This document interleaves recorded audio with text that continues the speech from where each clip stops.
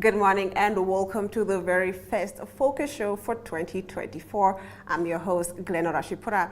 In today's episode, we're going to be taking a look at marine and manufacturing. We have in the studio a special guest, the editorial coordinators for the Marine and Manufacturing Focus magazine, Otis Daniels and Ogone Tlhage, and as well as a marketing coordinator for the magazine. So sit back, relax as we delve into the world of marine and manufacturing. Marine ropes, hardware and industrial suppliers. Walvis Bay Office 0837289300 www.marine-ropes.com.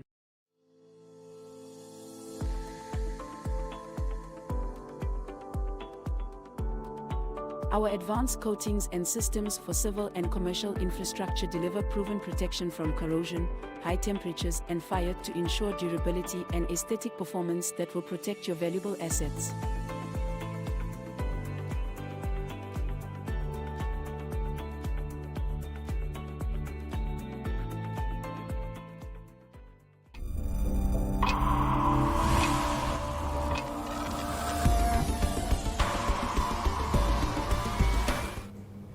Joining me in the studio is Ogone Tlhage, the editorial coordinator for the Marine and Manufacturing magazine, Focus magazine rather.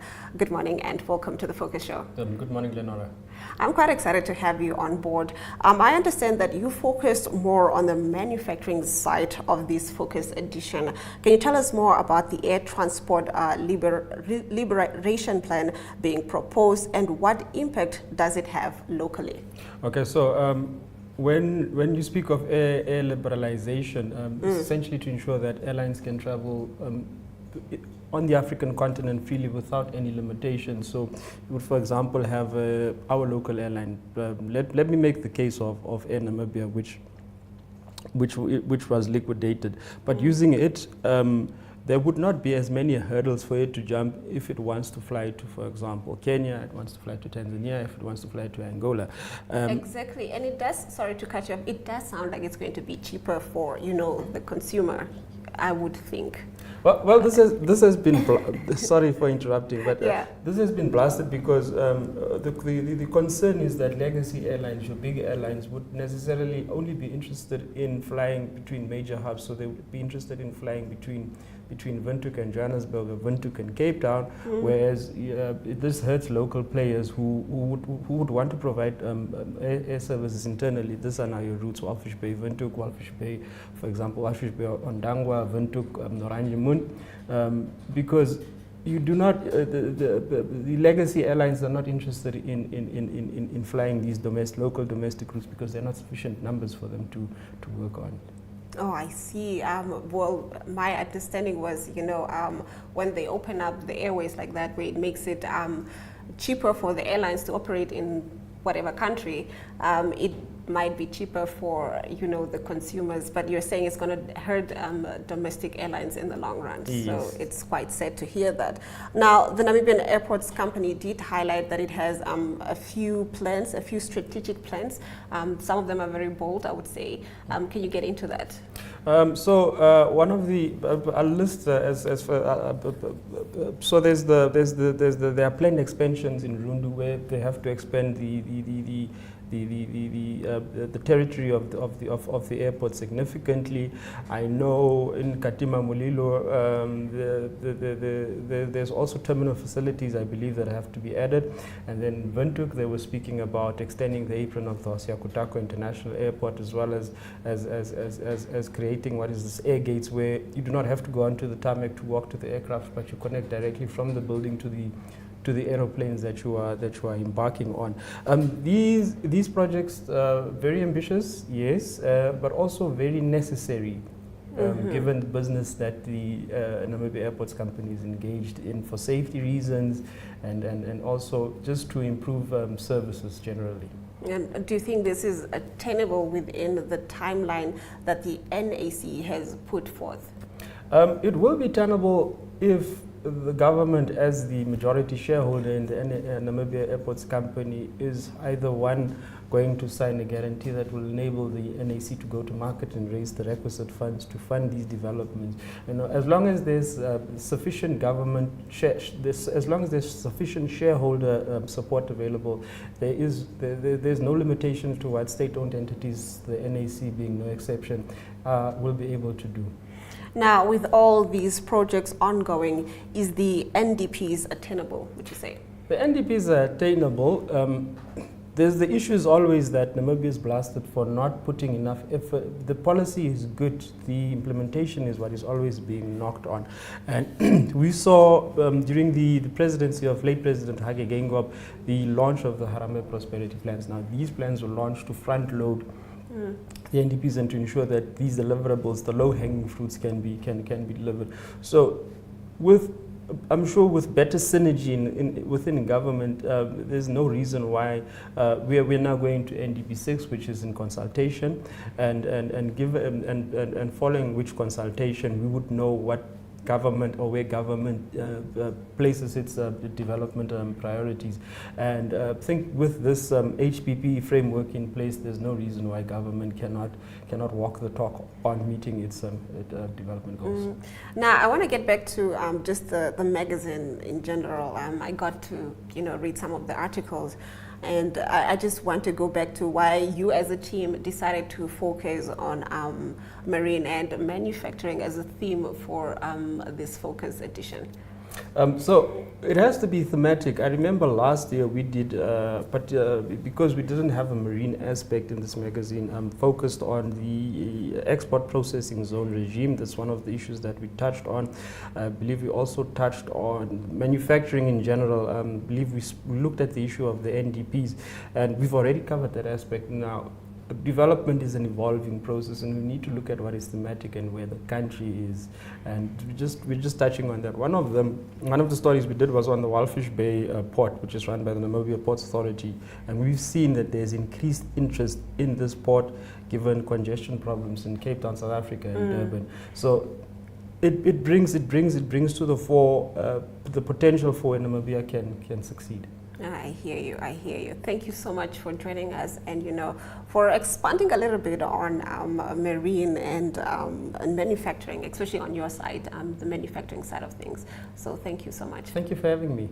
Well, after the break, we'll be talking to Otis Daniels, who'll be joining us all the way from the coast. Welcome to Quality and Tutunjani Precast.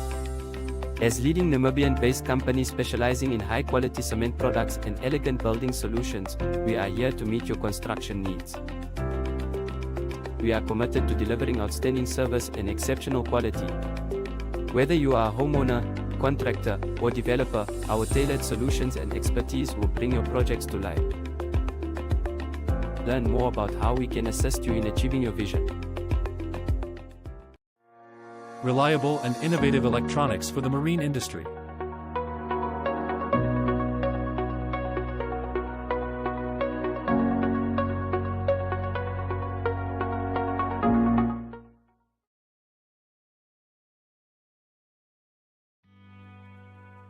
At Tunaco, we specialize in frozen hake, monk, horse mackerel, squid and more.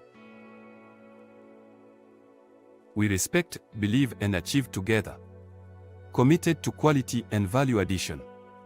Focused on sustainable fishing. 100% Namibian. Catering to the Namibian nation and beyond. Agile Freight Logistics Solutions.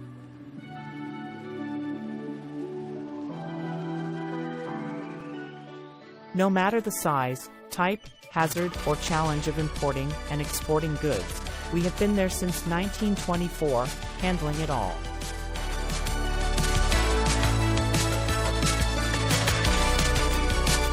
Hassle-free and cost-effective freight logistics solution.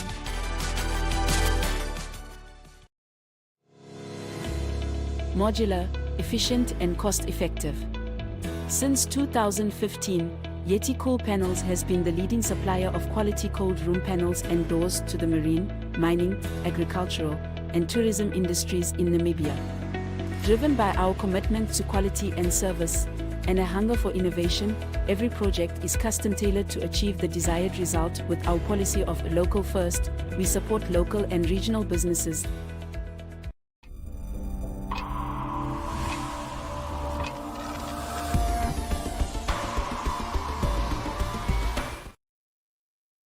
Mentioned before the break, we now cross over to the coast, speaking to Otis Daniels, the other editorial coordinator for the Marine and Manufacturingfocus magazine. Good morning, Otis. Good morning and good day to our viewers. All right. Now, getting into the first question, you being based in the coast, you focus more on the marine side of things. An interesting read is the Minister of Fisheries and Marine Resources, Derek Claassen, talking about the overfishing and high bycatches. How can this challenge be addressed, you'll say? Yes, according to the Minister, this is a worrisome trend prevailing in the fishing industry, specifically when it comes to hake, mackerel and pilchards in the horse mackerel subsector. So Claassen reminded the rights holders that high bycatches are indication of unsustainable management of the resource and may hurt the fisheries management system. Trend suggests that these landings are deliberate, and he holds the view that they can be avoided and are landed intentionally for their economic value. So according to the ministry is considering strengthening measures to control this phenomenon.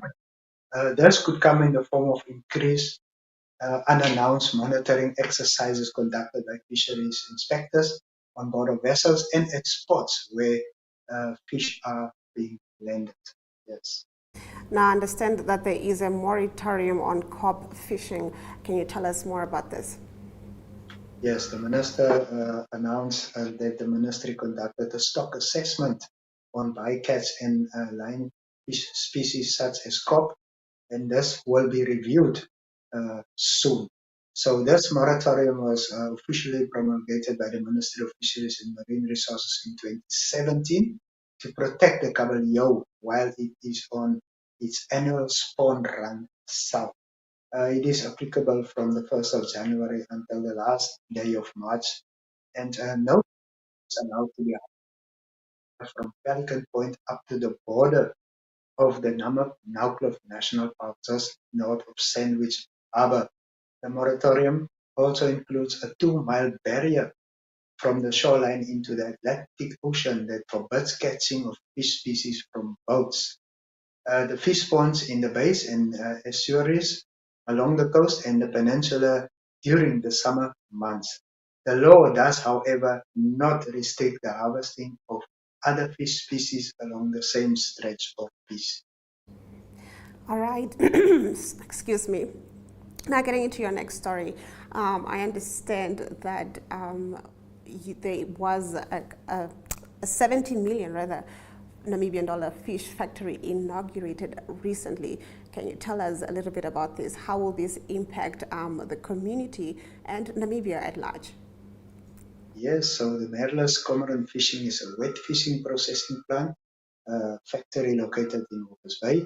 Is needed for the production of high-end market value ready consumer products for premium markets. Although the facility was constructed at a cost of 70 million, the investment needed to be supplemented by the addition of a wet fish trawler at the cost of 34 million to ensure that enough product is harvested for the new factory. The Minister of Fisheries and Marine Resources, Derek Claassen, hailed the factory as a giant leap of faith in the Namibian fishing industry, particularly in light of business confidence having been subjected to severe negative pressure post-COVID. Spin-offs created for the local industry in terms of maintenance aspects and fuel supply. So the new factory, which is situated at the Merlus Fishing Company premises, can employ up to 440 people at optimal capacity. But due to 200 people who are employed is boosting the group's total employment figure to 1,400 people. The Merlus Group already had 2 factories, and the opening of the new factory brings the total output of finished high-end consumer products of the group to 13,000 tons of fish ready to be exported to the premium European markets.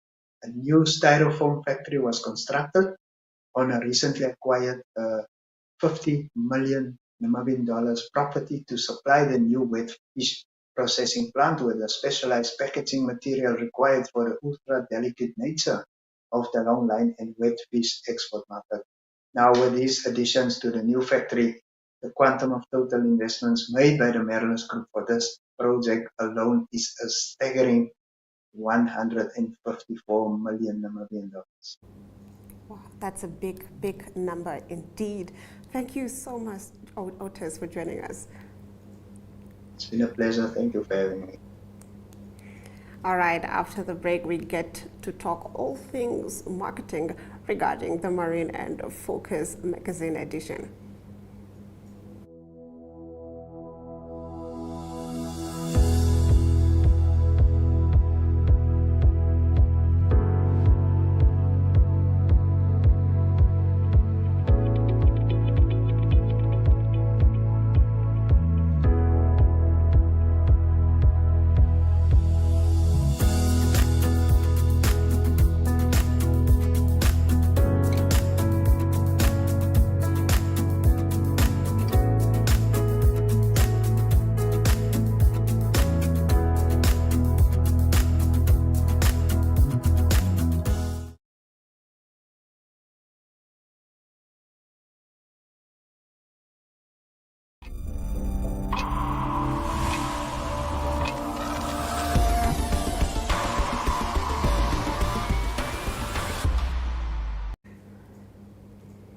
Now, joining also from the coast is Lo Marie, the marketing coordinator for the Marine and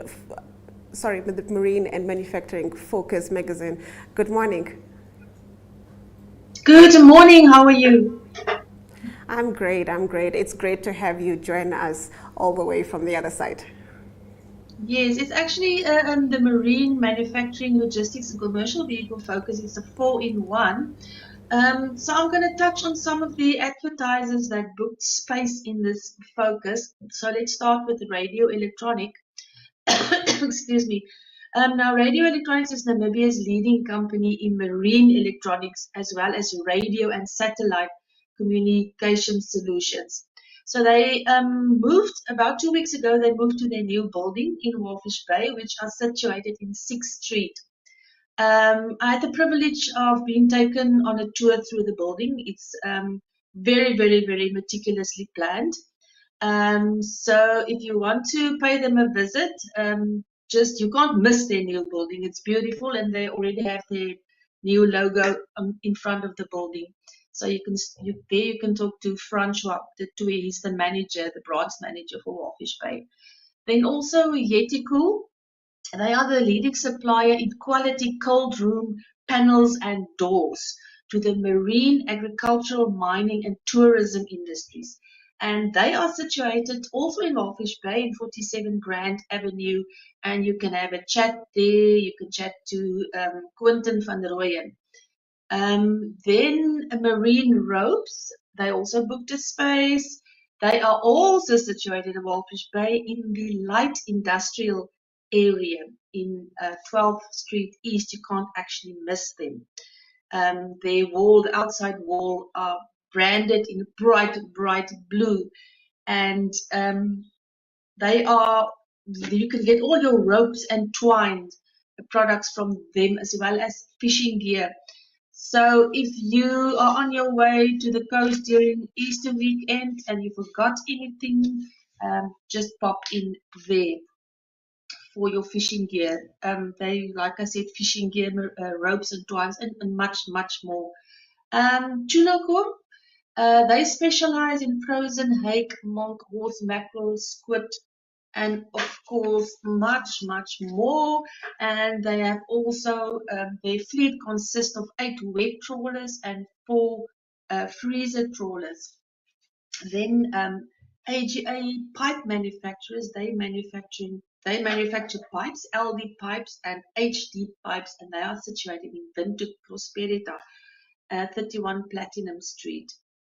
Then Manica needs no introduction. Manica provides the full scope of logistics and marine services required by the oil and gas industry. And you can also visit their website, manica.com.na, to read more about the services they provide to the oil and gas industry. And you can also go read about their rich history. And they are situated in the 2nd, 3rd Street, Walfish Bay. Then Quality Precast is a manufacturing of precast concrete products, and they are located in the northern side of Brakwater. Tutungeni Precast are also part of them, and Tutungeni Precast offers skillful and elegant building solutions which are cost effective. As you all know, not everybody can afford how to buy a house nowadays. It's very expensive. So you can pay Tutungeni Precast a visit. They can build like a cost-effective house for you. And that's about that. That's all I have. I didn't miss anything. Although I also want to mention marine ropes. They offer for your fishing trip, rock and surf fishing, long line fishing gear, game fishing gear, fishing accessories, swordfish gear, boating equipment, fenders and floats. And you can also visit their online store. So you don't actually have to pay them a visit. You can visit the online store to purchase all your goodies that you need for your like your ropes and your twines and so on. And all right. Yeah, that sounds like an interesting lineup of clients that featured into this Focus magazine edition. Can you tell us why it was important for them to come on board for this edition? Yeah, the clients, they know NMH very well, and of course they believe in our platform. And because we not only offer them print, we offer them social media, we offer them network television, DSTV, GoTV, and of course editorial. So and NTV are growing, and nowadays I don't even have to pitch NTV anymore to my clients. They know exactly what I'm talking about. So yes, the clients they believe in NMH and in our platforms. So it's always a pleasure speaking to the clients. I actually enjoyed working on this focus. Very, very interesting people you meet. The clients are always interesting. They have always got interesting stories. And yes, like I say, they believe in our platforms. And that makes it easier. The budgets are sometimes very tight. People want to advertise. They don't always have the budget because we all know the cash flow is tight nowadays. But yes, business are picking up. Oh, thank you so much for that and for joining us all the way from the coast. It's a pleasure. All right, we'll be right back after this short break. AGA Pipe Products is a wholly Namibian-owned company specializing in the manufacturing and supply of HDPE and LDPE pipe to the Namibian market. We cater for major industries as well as the individual with custom-made products to your requirement.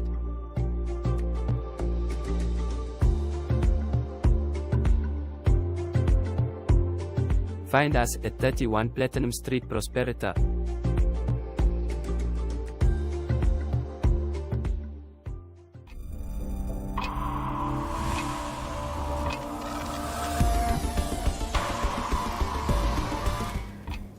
All right, and with that, we've come to the end of the broadcast. Thank you for joining us for our very first Focus show of 2024. I hope to leave you a little bit more enlightened on the topic at hand, marine and manufacturing. From me, Glenn Rashipura, until next time.